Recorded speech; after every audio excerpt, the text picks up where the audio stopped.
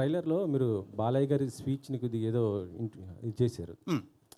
అది ఆ ఫ్యాన్స్ ఎలా రిసీవ్ చేసుకుంటారు సార్? అంటే ఆయన పబ్లిక్ అది సినిమాలలో చేయరు ఆయన. జస్ట్ పబ్లిక్‌లో ఎక్కడైనా స్పీచ్ ఇస్తున్నప్పుడు, ఇలా మాట్లాడుతున్నప్పుడు ఒక్కొక్కసారి అలా ఫ్లోలో పోతుంటుంది కదా! ఇది రెగ్యులర్ ఏమంటారు దాన్ని? ఇప్పుడు మనం ఏరియాలో ఉండే పిల్లలు సింగిల్స్ కాదండి ఇది. వాళ్ళు very much related into cinema,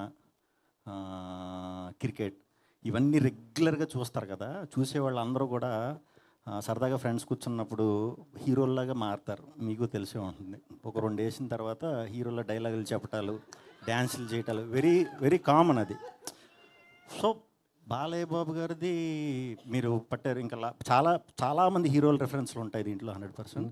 కానీ నేను చెప్దాం అనుకునేది ఏంటంటే, బాలయ్య బాబు గారిది ఎవరు చేసినా కామెడీ అవుతుంది. అది బాలకృష్ణ గారు ఒక్కరికే చెల్లింది అంత పవర్ఫుల్గా చేయటం, అది చేయటం. ఆయన ఎప్పుడు మనం ఏం చేసినా మనకు అలా అనిపిస్తుంది.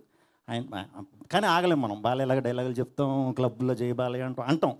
అది అంతే, అది ఆయనకే చెల్లింది. సో అలా అందరు హీరోలు, బాలయ్య బాబు గారు కాదండి, చాలామంది హీరోలు రెఫరెన్స్లు ఈ సినిమాలో ఉంటాయి. కానీ అంటే ఆయన స్పీచ్‌ని మీరు అలా చేయటం ఫ్యాన్స్ రిసీవింగ్ అది ఎక్కడ ట్రోల్స్ వచ్చే అవకాశం ఉంటుంది అది కదా! అది ఏ స్పీచ్లో నా డైలాగ్ అని చెప్పలేదు. మీరు ఒకసారి చెక్ చేసి నాకు చూపించవచ్చు. ఇప్పుడు 'రాబిన్ హుడ్‌లో' సాంగు హుక్ సాంగ్ అది ఎంత కొద్ది కాంట్రవర్సీ అయిపోయింది. అవును, కేతికా శర్మ గారు. అవును. సో ఇందులో ఎలాంటి జాగ్రత్తలు తీసుకున్నారు అసలు కేతికా నా గారు? సినిమాలు అలాంటివి ఉండవు. మీరు కూడా ఏదో పొరపాటున ఏదో వినేశారు.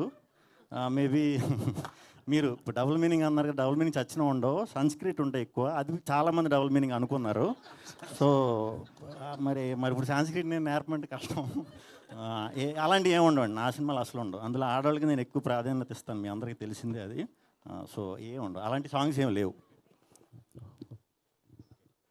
విష్ణు గారు, ఇక్కడ సార్ యా, మీ బాడీ లాంగ్వేజ్ ఒక టిపికల్గా ఉంటుంది. సినిమాలో యాక్ట్ చేస్తున్నప్పుడు సగం డైలాగ్ డెలివరీ ఉంటుంది, సగం మింగేస్తారు, కానీ ఆడియన్కి అర్థమైపోద్ది. అవును.